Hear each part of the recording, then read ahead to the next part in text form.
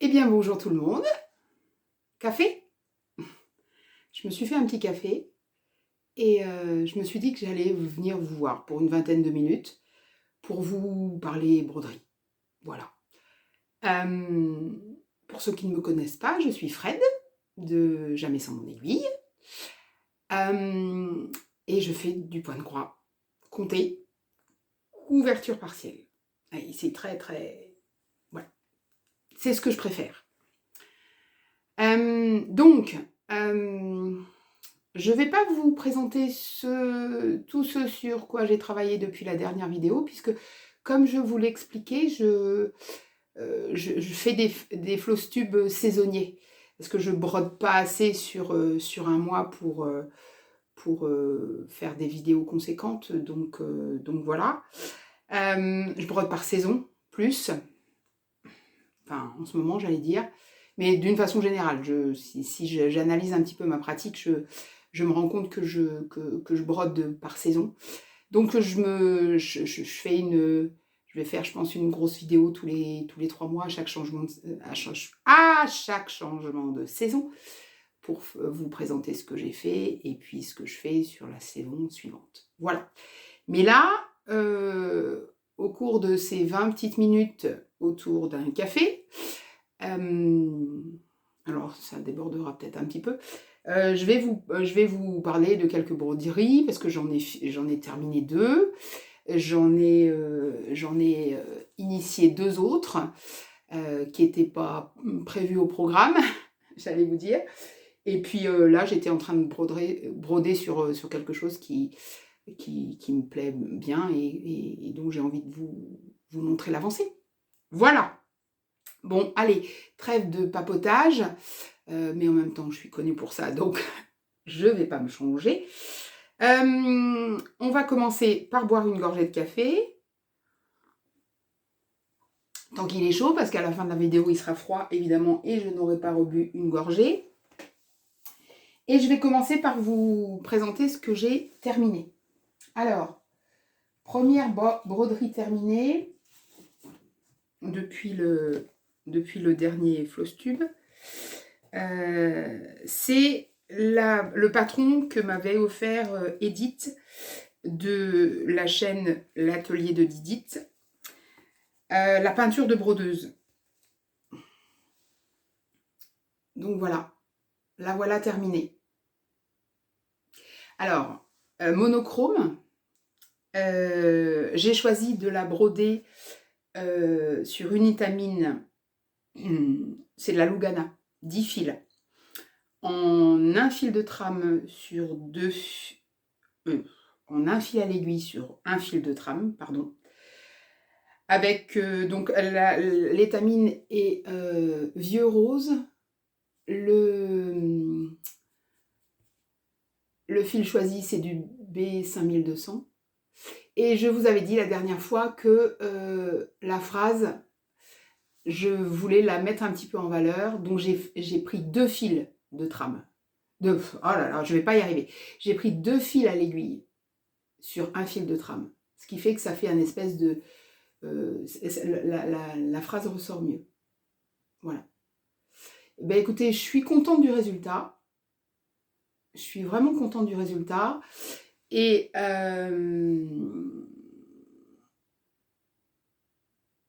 par contre, je vous disais, hein, c'est la dernière fois que je brode sur un fil de trame. Mes yeux, même avec la lampe loupe, mes yeux ne suivent plus. Donc voilà. Voilà.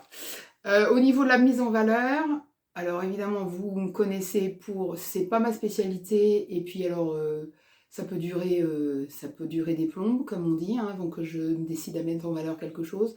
Là, je la voyais plus encadrée sur un truc comme ça, là, vous voyez, tout simplement, sur une petite plaque ou de carton épais, etc., et posée sur un chevalet. Peinture de brodeuse, chevalet, voilà. À voir.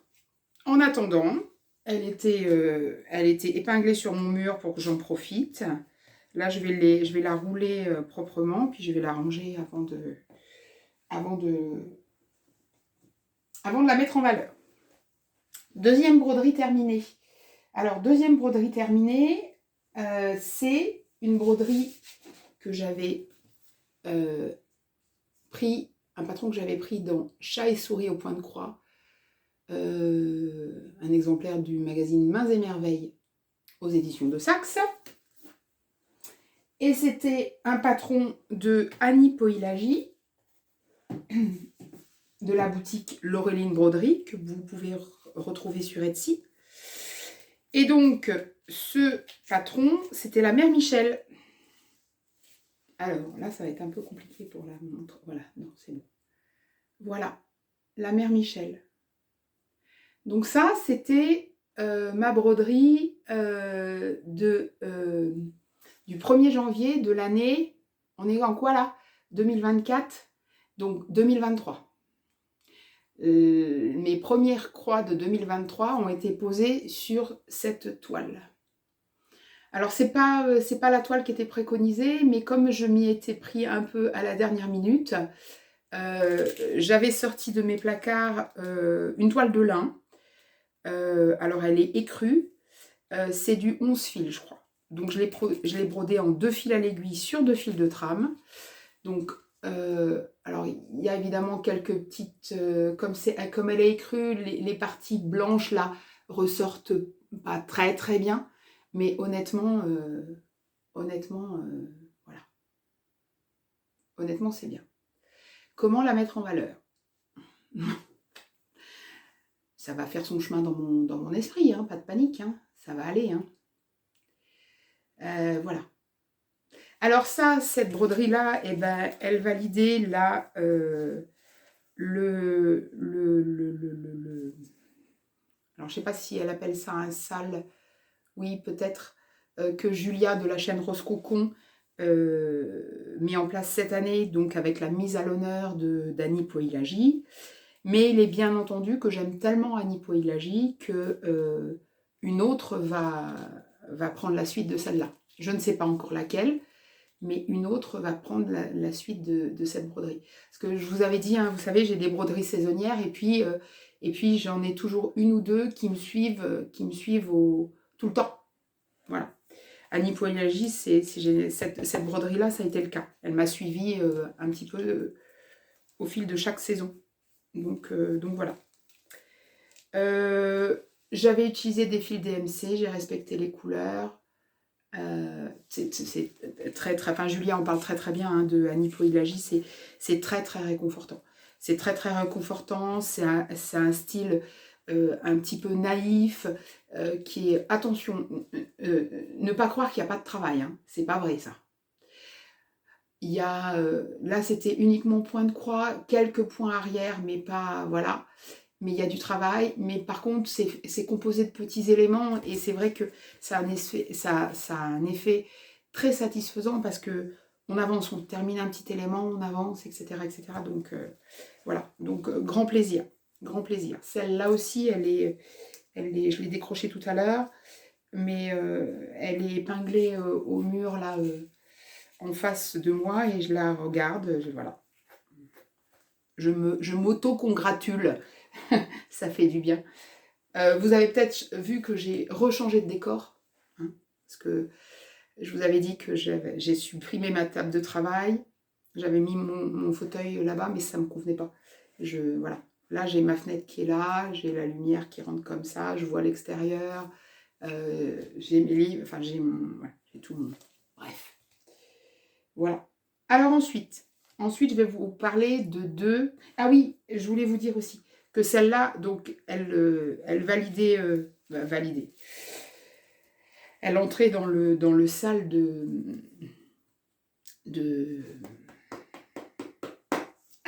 Julia. Et puis, elle a validé aussi le mois de... Alors, que je ne me trompe pas. Le mois d'avril, le thème du mois d'avril de Sophie sur les animaux. Puisqu'il y a des petites souris, il y a des chats, etc. etc. Et vilaine que je suis, Sophie, tu vas passer par là. Oui, je ne t'ai pas envoyé de photos. Oui, je suis vilaine. Oui, je vais essayer de faire mieux sur le thème du mois de mai.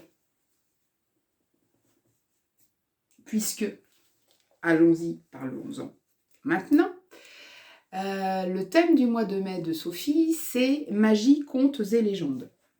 Alors, voilà, magie, contes et légendes. Magie, contes et légendes.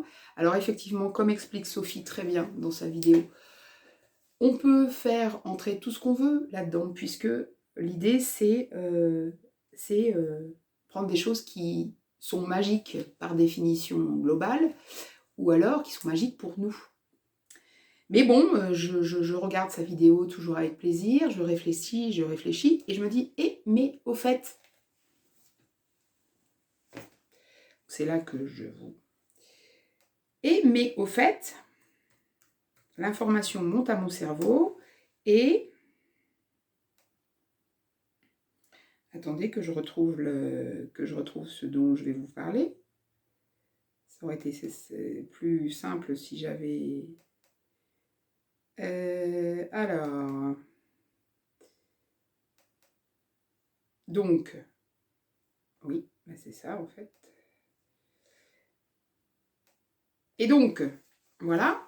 Et je dis, mais au fait, ce patron-là, la plume à papote, celle que j'appelle la plume à papote, moi, hein,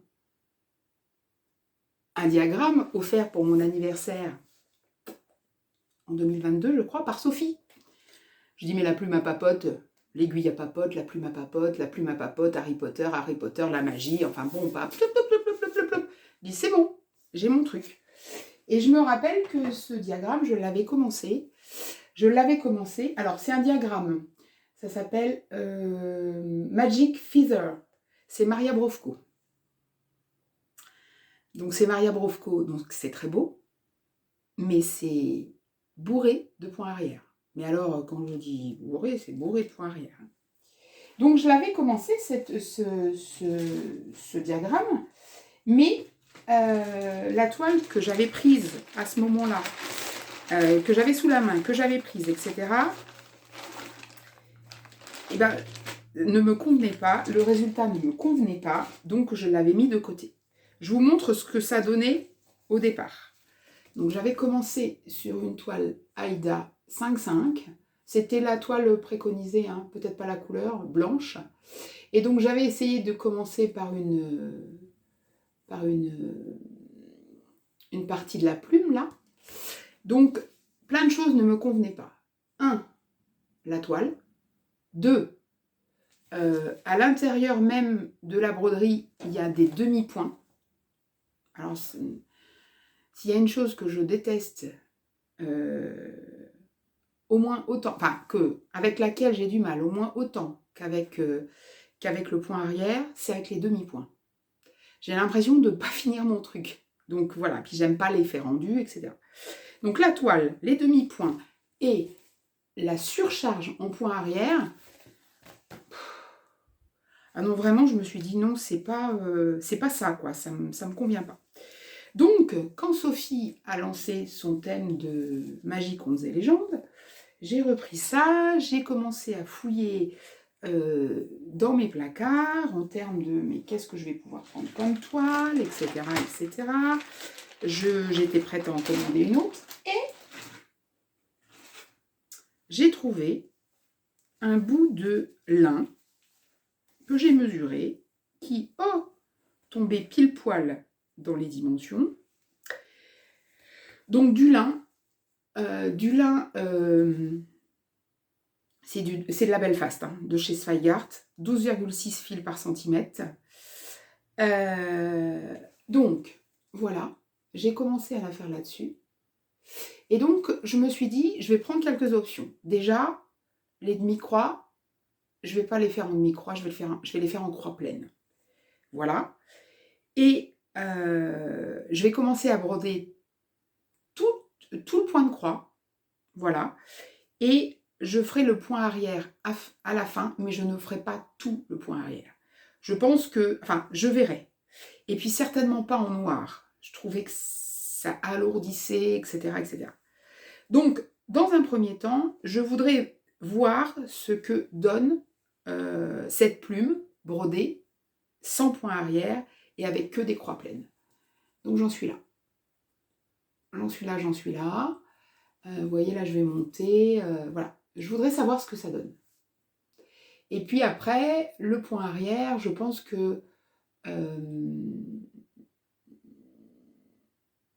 donc évidemment, c'est l'autre chose que je veux vous dire. Évidemment, quand on fait des demi-croix et faire des croix pleines, il y a un jeu de... c'est pour faire un jeu de texture, un jeu de couleurs.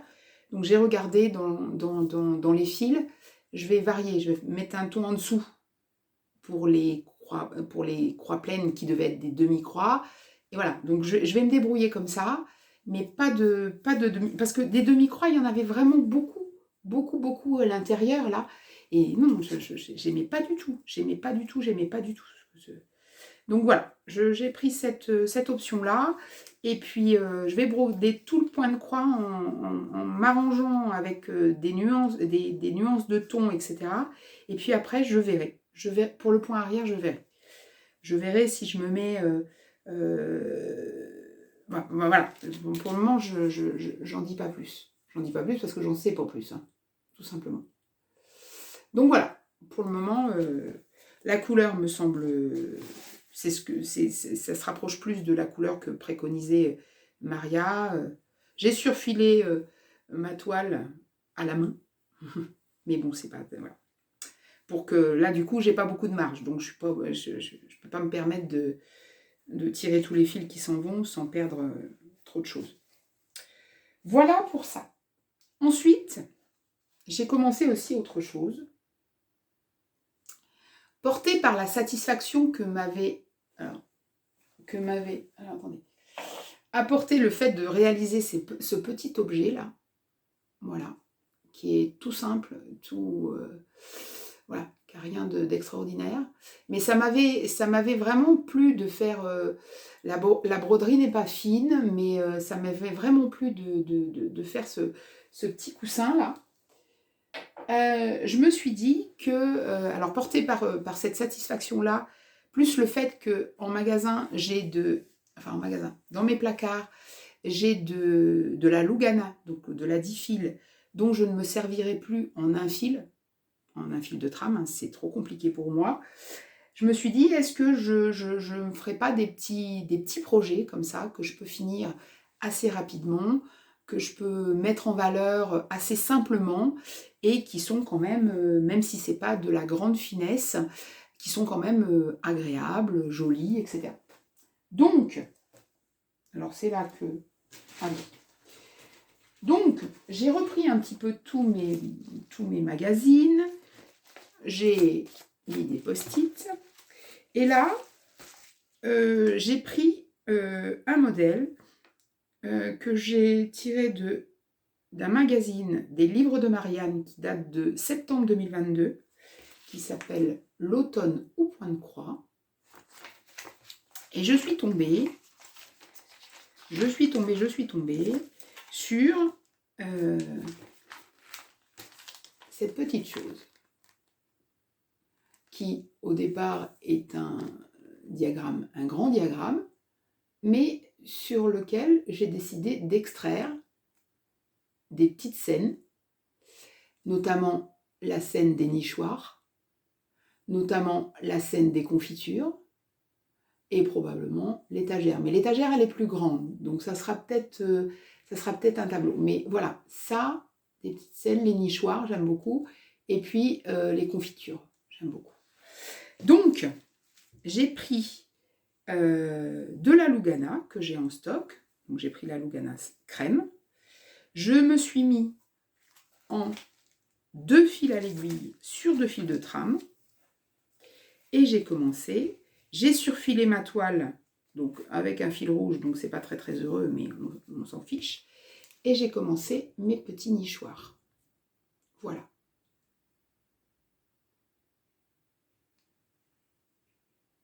Alors ça a beaucoup d'avantages. L'avantage que ça va être un projet qui, normalement, est pas long à conclure. Bon, évidemment, je travaille sur autre chose entre-temps, mais c'est pas très long à conclure. J'ai une idée un peu précise de la mise en valeur derrière. C'est quelque chose qui me fatigue pas les yeux et que je suis capable de broder sans loupe. Donc, pas très longtemps, hein, mais sans loupe quand même. Ou alors, avec, quand mes yeux fatiguent trop, avec une loupe portable, vous savez, qui se met là, là. Qui se met comme ça, et comme ça. C'est pas très pratique, mais bon, ça peut défatiguer les yeux. Donc ça veut dire que c'est ce genre de petit projet qui part avec moi quand je pars en week-end, qui part avec moi dehors quand les jours sont beaux et que j'ai envie de m'installer dehors pour broder, plutôt que d'emmener la loupe, le machin, le truc, le trépied, etc. Donc c'est quelque chose qui... donc voilà, je la brode avec des fils Amazon. Voilà, c'est sympa. C'est pas de la grande finesse, encore une fois, mais c'est quelque chose qui peut avoir un résultat qui est sympathique. Qui est sympathique, qui est sympathique. Voilà, voilà. Voilà ce que je voulais vous montrer. Et puis, avant de venir vous voir tout à l'heure, je suis en train... Alors, je brode toujours sur l'entièreté de mon panier brodé, là, de mon panier de printemps, enfin mon panier de printemps, mon panier de saison, on va dire, hein, où à l'intérieur, il y a toutes les broderies qui tournent en ce moment. Donc, il y a l'héros sur le tabouret, il y a le diagramme de Pâques de Julia, il y a Zelda de Mirabilia, il y a et il y a le printemps brodé de Kuore Bati Kuore que je fais en duo avec Julia. Et là, je suis sur ça. Je suis sur ça. Donc, tant qu'elle est avec moi, je vais vous la montrer. Hop. Voilà. Où est-ce que j'en suis? Donc, j'en suis là. Alors, voilà. Je la replie de façon artisanale. Hein. Méthode pince à linge. Je prends ce qui me vient. Donc, voilà. Alors, attendez.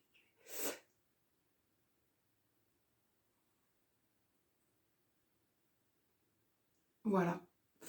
Et donc, c'est de la Belfast. 12,6 fils. 2 fils à aiguille, 2 fils de trame. Point de croix. Un peu de point arrière et de point lancé. Vous voyez les pics qu'il y a dans les fraises là. Alors, elle n'est pas tendue. Donc, au lieu de faire du point arrière qui hache le truc, j'ai fait du point lancé. Voilà. Idéalement, là, je suis là. Idéalement, avant la fin du printemps, c'est-à-dire, il me reste encore un mois, avant de la ranger, j'aimerais faire les marguerites, là. Voilà, j'aimerais faire ça. Là, depuis que je l'ai reprise, j'ai fait ça, j'ai fait la coccinelle. Donc voilà. Bon, ben voilà, on va pas... je vais vous rabattre encore les oreilles avec Kuore et Bati Kuore. Hein, c'est un peu la même chose que Kanipo Ilagi. Il y a du travail. Il y a du travail, mais c'est très, très réconfortant. C'est très, très réconfortant. C'est pas difficile en termes de technique de broderie. C'est du point de croix, c'est un peu de point arrière, mais jamais grand-chose. C'est très réconfortant, c'est des broderies sur lesquelles on peut voir les avancées parce qu'il y a des petits éléments. C'est des broderies sur lesquelles vous pouvez extraire des motifs pour en faire quelque chose de plus simple. Vous voyez, j'aime beaucoup là, cet escarpin avec des bobines de fil. Là. Voilà, ça tout seul, je trouve ça joli comme tout. Voilà. Enfin, donc voilà, Kuore et Bati Kuore. Bon, et bien écoutez, je pense qu'on est à 24 minutes. Bon, c'est honnête, hein, on a toujours un petit peu de dépassement. Je vais reprendre mon café, qui n'est pas tout à fait froid, qui est tiède, puisqu'il était bien chaud. Je vais vous souhaiter une bonne journée ou une bonne soirée, selon le moment auquel vous regardez cette vidéo. Et puis je vous retrouve, très bientôt. Alors je vous promets pas de tourner une aiguille à papote parce que là en ce moment je manque un peu de temps. Le travail, est compliqué en termes d'énergie que ça me demande, donc voilà. Je consacre mon temps libre à me reposer essentiellement, à broder et vraiment la broderie m'apporte un grand réconfort, m'apporte du réconfort et m'apporte un grand apaisement, voilà. Donc voilà, je tourne une petite vidéo là, la prochaine vidéo qui sera sûre et certain, ça sera le floss tube de printemps-été, mais ça c'est que dans un mois. Après, je reviendrai, peut-être vous voir entre les 2 pour 20 minutes autour d'un café ou si je commence autre chose, si je progresse sur autre chose, si j'ai envie de parler, si voilà. Bon, beh, écoutez, en attendant, je vous embrasse, toutes et toutes, et toutes et tous, oui, j'ai dit dans ce sens-là? C'est pas grave. Et puis, je vous dis à tout bientôt.